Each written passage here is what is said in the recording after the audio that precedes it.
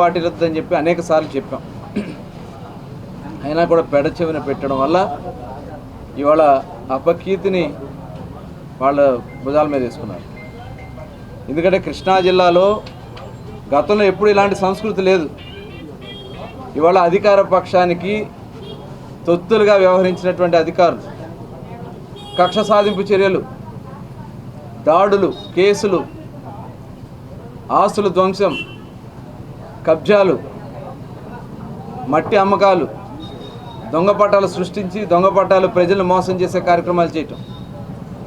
ఇవాళ దానికి ఒక జిల్లా స్థాయి ఒక జిల్లా కలెక్టర్ గారినే ఎన్నికల విధుల నుంచి తప్పించారంటే ఇవాళ ప్రతి ఒక్క అధికారి కూడా దీన్ని గుణపాఠంగా తీసుకోవాలని చెప్పి నేను కోరుతాను.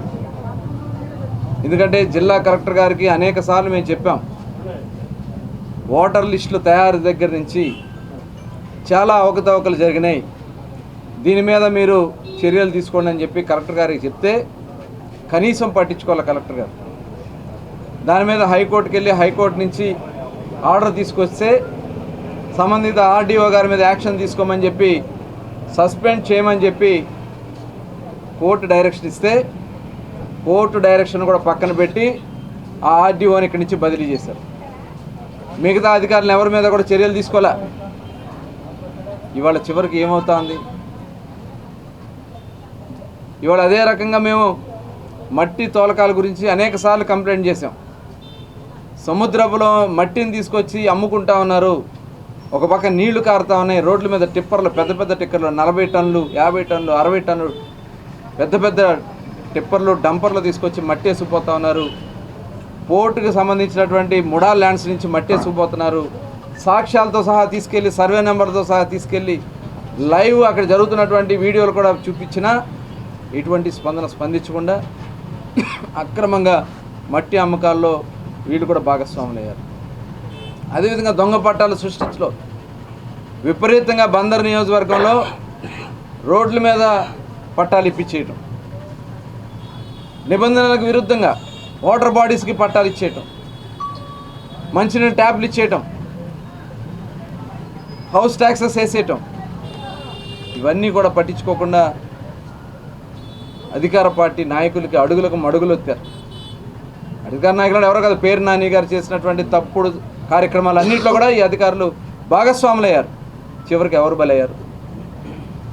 ఇవాళ అసైన్ ల్యాండ్స్కి, బందర్ తీర ప్రాంతంలో ఉన్నటువంటి అసైన్ ల్యాండ్స్కి పట్టాలు ఇస్తామని చెప్పి కనీసం సర్వే కూడా చేయకుండా ఇష్టారాజ్యంగా చేయాలని వాళ్ళు ప్రయత్నం చేస్తే వాళ్ళ అడుగులకు మడుగులు వచ్చారు. ఇవాళ మీరు పేరు నాని గారికి మరి జాగీర్లాగా పనిచేయడం వల్ల ఇవాళ ఎవరు బలయ్యారు? ఇవాళ ఇవన్నీ కూడా అధికారులు ఇప్పటికైనా సరే ఒళ్ళు దగ్గర పెట్టుకుని పనిచేయాలి.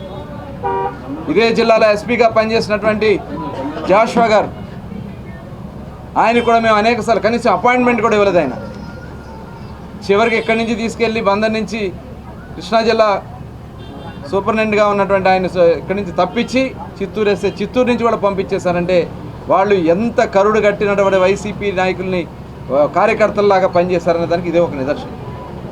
ఇవాళకి కూడా ఇంకా ఎస్పీ ఆఫీస్లో వాళ్ళ తాలూకా కార్యక్రమాలు జరుగుతూ ఉన్నాయి. ఇవాళకి కూడా ఎస్పీ బంగ్లా ఏదైతే ఉంటుందో బంగ్లా కూడా ఖాళీ చేయకుండా ఇక్కడే ట్రిస్టేస్ కూర్చున్నారంటే, ఫ్యామిలీని ఇక్కడే పెట్టారంటే, 2 మాసాల నుంచి ఇక్కడే పెట్టారంటే ఇవాళ సీఎం ఆఫీస్ నుంచి మొత్తం నడుస్తుందని దానికి ఇదే ఒక నిదర్శనం. ట్రాన్స్ఫర్ అయ్యి 2 నెలలు అయితే 2 నెలల నుంచి బంగ్లా ఖాళీ చేయలేదంటే వచ్చిన ఎస్పీ గారు ఎక్కడ ఉండాలా? ఇదే కాదు, ఆయన చాలా తప్పుడు పనులు చేశాడు. జిల్లాలో ఉన్నటువంటి పోలీస్ అధికారులు ఏదైతే వాళ్ళ పెడన నియోజకవర్గంలో జోగి రమేష్ గారి కోసం పనిచేసినటువంటి పోలీస్ సిబ్బందిని మొత్తాన్ని కూడా తీసుకెళ్ళి పెనమలూరులో ఇప్పుడు పెట్టారు. అంటే ఆయనకు అనుకూలంగా అక్కడ మార్చాలి. అట్లాగే పామర్ నియోజకవర్గంలో వాళ్ళకి కావాల్సిన వాళ్ళకి, ఎందుకంటే ఎస్పీలతో వాళ్ళకి వీళ్ళకి రకరకాలైనటువంటి అనుబంధాలు ఉన్నాయి, అవన్నీ మేము చెప్తే బాగోదు. ఆ అనుబంధాల వల్ల వాళ్ళు అడుగులకు మడుగులు ఎత్తి పనులు చేయించుకున్నారు. మమ్మల్ని అనేకసార్లు అరెస్ట్ చేశారు. నన్ను తీసుకెళ్ళి కనీసం ఇంట్లో కూడా సమాచారం ఇవ్వకుండా నన్ను అనేక పోలీస్ స్టేషన్ నుంచి తిప్పాడు ఎస్పీ గారు. ఏమనుకుంటా ఉన్నారు వీళ్ళంతా? ఎక్కడికి వెళ్తుంది ప్రజాస్వామ్యం? ఎప్పటికైనా ప్రజాస్వామ్యం దగ్గర గెలిపోతుంది. ఇంత అడ్డగోలుగా పనిచేసే అధికారులకి నేను ఇప్పటికీ చెప్తా ఉన్నా, ఇంకా చాలామంది ఉన్నారు. ఇవాళ బలైపోయింది ఎవరు? వీఆర్ఓలు బలైపోతూ ఉన్నారు, వీఆర్ఏలు బలైపోతూ ఉన్నారు. దొంగ పట్టాలు ఇచ్చినటువంటి వీఆర్ఆర్ని వాళ్ళు సస్పెండ్ చేస్తూ ఉన్నారు. మీరు తప్పులు చేస్తున్నారు కాబట్టి ఇప్పటికైనా తెలుసుకోండి. మేము ఏ రోజు కూడా తప్పుని ప్రోత్సహించలే. నీతిగా, న్యాయంగా, ధర్మంగా, చట్ట ప్రకారం పనిచేయమని చెప్పాం తప్ప చట్ట విరుద్ధంగా చేయమన్నా. ఇవాళ పేరు నాని గారు సిగ్గిడిచి ఇవాళ నేను ఇస్తే తప్పేంటి, రోడ్డు మీద పట్టాలు ఇస్తే తప్పేంటి అని చెప్పి ఆయన మాట్లాడుతూ ఉన్నాడు. ఇదేనా ప్రజాస్వామ్యంలో డెమోక్రటిక్గా ఎన్నిక కాబడినటువంటి వ్యక్తులు మాట్లాడాల్సినటువంటి మాటలేనా? ఇవాళ పెన్షన్లు వాలంటీర్లకు సంబంధించి వాలంటీర్లతో రాజీనామాలు చేయించారు, బలవంతపు రాజీనామాలు ఇవి.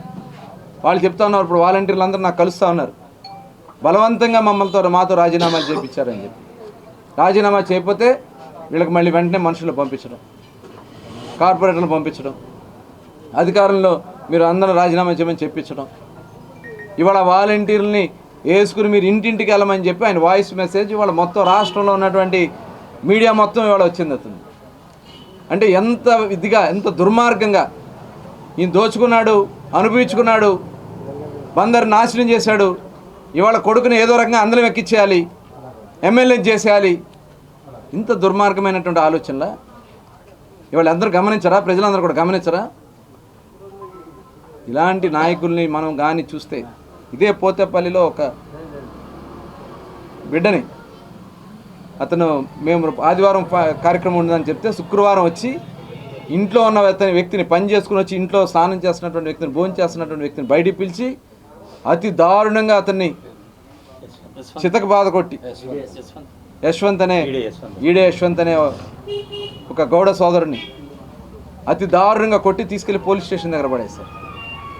పోలీస్ స్టేషన్ దగ్గర పడేస్తే అక్కడి నుంచి చిలకలపూడి నుంచి తీసుకెళ్ళడం, పోలీస్ స్టేషన్కి వెళ్ళి కంప్లైంట్ ఇస్తే కేసు ఆర్డినరీ చిన్న కేసు, గంజాయి మత్తులో చేసేసారు ఇవన్నీ. మొన్న సాక్షాత్తు పేరు నాని గారే ఒక జనసేనకు సంబంధించినటువంటి ఒక వ్యక్తి తోట యశ్వంత్ అని ఇక్కడ ఉన్నాడు పాపం, అతన్ని కూడా తోట యశ్వంత్ని అతను లోపల ఉన్న బాధను బయట చెప్పుకుంటూ వెళ్తా ఉన్నాడు. బయట మాట్లాడుతూ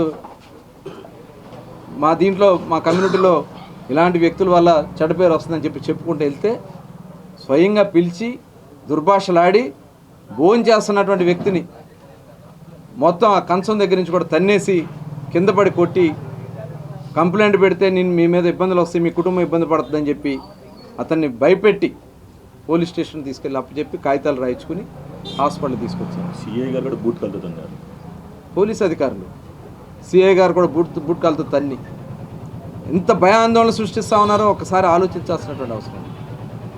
మొన్న గిలగల్దీన్లో ఒక వ్యక్తి నా ఇంటి స్థలం గురించి ఏంటని అడిగితే అతను పట్టుకుని చితకబాదేస్తే కాలంతా ఇదైతే నువ్వు కేసు పెడితే నిన్ను ఇబ్బంది పెడతానని చెప్పి. గంజాయి మత్తులో ఏం చేస్తున్నారో తెలియట్లేదు.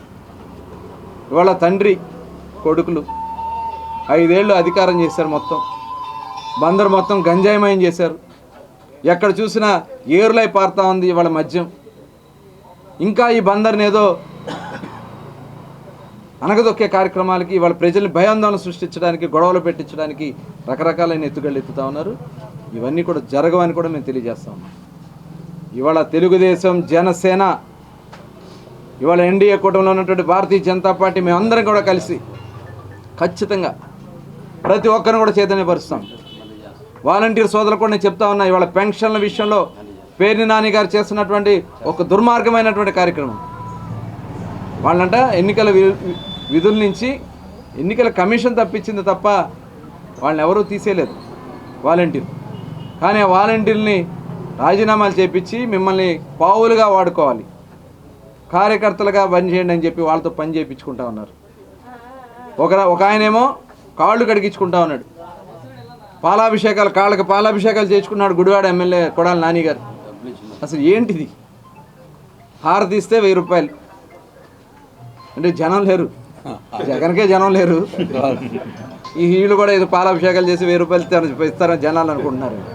హారతి ఇస్తే 1000 రూపాయలు, హారతి ఇస్తే 1000 రూపాయలు.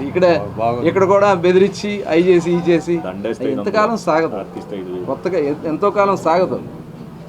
ఇవాళ అవ్వాతాతల్ని మోసం చేస్తా ఉన్నాడు జగన్మోహన్ రెడ్డి.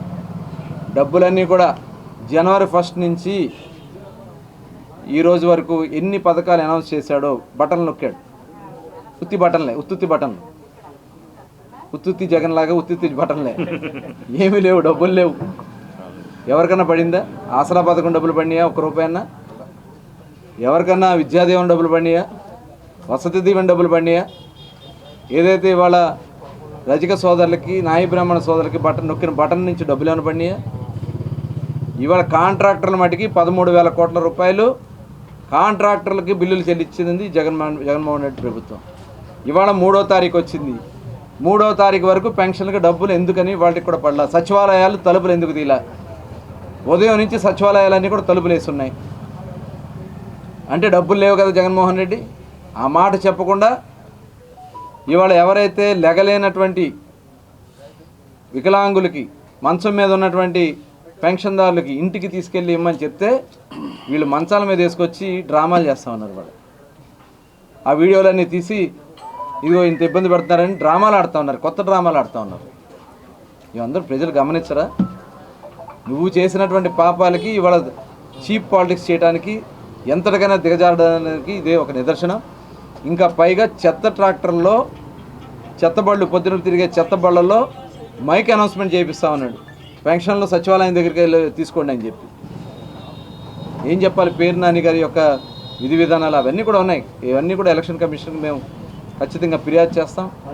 ఇవాళ ఏదో చేస్తున్నాం కదని మీరు అనుకుంటున్నారు. ఎవ్వరూ తప్పించుకోలేరు, చట్టం నుంచి తప్పించుకోలేరు, ఎన్నికల నిబంధనల నుంచి తప్పించుకోలేరు. ప్రతి ఒక్క అధికారి కూడా అప్రమత్తంగా ఉండాలని చెప్పి తెలియజేస్తాం. ఇవాళ విపరీతంగా, ఎందుకంటే సమ్మర్ వస్తుందని తెలుసు, కాలువలు కట్టేస్తారని తెలుసు, కాలువల నుంచి నీళ్లు వదిలించుకుని వచ్చిన వాటర్ని కాలువల ద్వారా చెరువులన్నీ నింపుకోవాల్సిన బాధ్యత ప్రజాప్రతినిధి, అధికారులను అప్రమత్తం చేయాల్సినటువంటి అవసరం ఉంది. జిల్లా మంత్రిగా పనిచేశాడు, దాదాపు 15 సంవత్సరాలు శాసనసభ్యుడిగా పనిచేశారు పేరు నాని గారు. మంచినీళ్ళ అవసరాలు మీకు తెలియదా? బందరు ప్రజలకి మంచినీళ్ళ అవసరాల గురించి మీకు తెలియదా అని నేను అడుగుతాను. గతంలో మేము ఇలాంటి పరిస్థితి వస్తే ఎక్కడా కూడా ఇబ్బంది రాకుండా వచ్చిన వాటర్ని వారం రోజుల్లో నీళ్లు వదిలించి వారం రోజుల్లోనే ట్యాంక్ ఫిల్ చేయించాం. అన్ని ట్యాంకులు కూడా బందర్లో 5 సంవత్సరాలు ఎక్కడ కూడా ఎవరికి ఇబ్బంది రాని వల్ల. కానీ ఈరోజు మీ తప్పిదాల వల్ల ఇవాళ ట్యాంకుల్లో నీళ్ళన్నీ అయిపోయినాయి. దానివల్ల 3 రోజులకో 4 రోజులకో ఒకసారి నీళ్ళు వదులుతున్నారు. రూరల్లో అయితే చాలా ఇబ్బందులు పడుతూ ఉన్నారు. ఇవాళ చెరువుల్లో ఉన్నటువంటి పంపుల చెరువులో నీళ్లు అమ్ముకోవడం వల్ల ఈ పరిస్థితి వస్తుంది. అధికారులు దీని మీద స్పందించరు. ఇవాళకి నిత్యం ట్యాంకర్లో 100 ట్యాంకర్లు నీళ్ళు వెళ్ళిపోతుంది. పంపుల చెరువు నుంచి 100 ట్యాంకర్లు నీళ్ళు వెళ్ళిపోతున్నాయి. ఒక్కొక్క ట్యాంకర్ 15,000 రూపాయలకి పేరు నాని అమ్ముకుంటా ఉన్నారు. ఎందుకు అధికారులు దీని మీద ఇమ్మీడియట్గా చర్యలు తీసుకోరు? అంటే ప్రజలు ఏమైపోయినా పర్లా, వీళ్ళకి మటుకి కాంట్రాక్టర్ల నుంచి డబ్బులు కొట్టుకోవడానికి ఏదైనా చేస్తారా? దీని మీద ఖచ్చితంగా మేము కూడా కలెక్టర్ గారిని కలుస్తాం. కొత్త కలెక్టర్ గారు రాగానే ఇమీడియట్గా కృష్ణానది నుంచి, ఎందుకంటే సాగర్లోనే ఉన్నాయి, కృష్ణా ఇక్కడ విజయవాడలో కూడా నీళ్ళు లేవు, ఖచ్చితంగా సాగర్ నుంచి నీళ్లు వదిలిపించి ఖచ్చితంగా ఒక 1 వీక్ 10 డేస్ అన్న నీళ్ళు వదలాలని చెప్పించి నేను ఖచ్చితంగా చంద్రబాబు నాయుడు గారి దగ్గర నుంచి కూడా మేము ఒక లెటర్ రాయిపిస్తాం. ఎందుకంటే ఈ తీర ప్రాంతాల్లో అల్లాడిపోతున్నారు వాళ్ళు ప్రజలు. అసలు నీళ్లు రాక మంచినీళ్ళు తాగడానికి గుక్కెడు కూడా గొంతు ఎండిపోతున్నటువంటి పరిస్థితి ఉంది. ఖచ్చితంగా నీళ్ళన్నీ వచ్చే విధంగా మేము కూడా అధికారుల దృష్టి తీసుకెళ్ళి ఇమీడియట్గా నీళ్లు నింపాలని చెప్పి తెలియజేయడం జరుగుతుంది. ఇవాళ ఇదే కాదు, అన్నీ చాలా రకాలైన దుర్మార్గాలు అన్నీ కూడా అధికారుల దృష్టి తీసుకెళ్ళాలి. Please subscribe to Chanakya channel.